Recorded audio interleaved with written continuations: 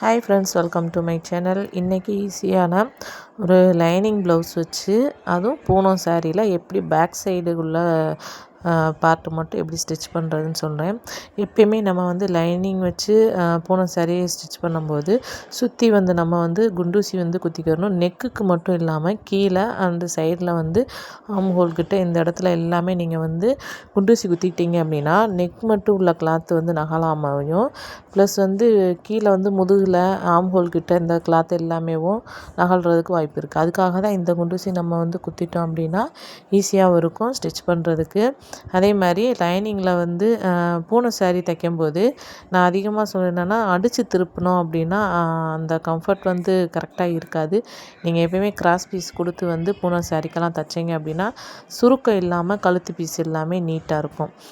இந்த மாதிரி சுற்றி வந்து நம்ம லைனிங் வச்சு ஸ்டிச் பண்ணி முடிச்சுட்டு ஒரு சின்ன டிப்ஸ் சொல்கிறேன். என்ன அப்படின்னா, இது மாதிரி முதுகு பார்ட்டில் கீழே வந்து நம்ம மடிச்சு அடிக்கிறதுக்கு 1.5 இன்ச் விட்டுருப்போம். அந்த 1.5 இன்ச்சில் ஃபஸ்ட்டு ஒரு ஸ்டிச் பண்ணிக்கோங்க.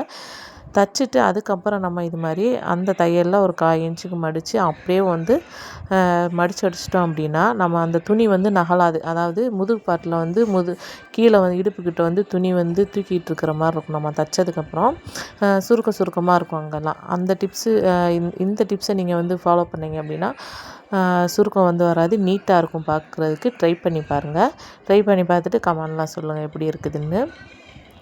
ஏன் அப்படின்னா இது வந்து பூனை சாரிங்கிறதுனால ரொம்ப பூனை சாரிங்கிறது எல்லாமே வலுவலுன்னு இருக்குதுன்னு சொல்ல முடியாது. ஒவ்வொரு கிளாத்துக்கு தகுந்த மாதிரி தான், மெட்டீரியல் தகுந்த மாதிரி தான் இருக்கும்.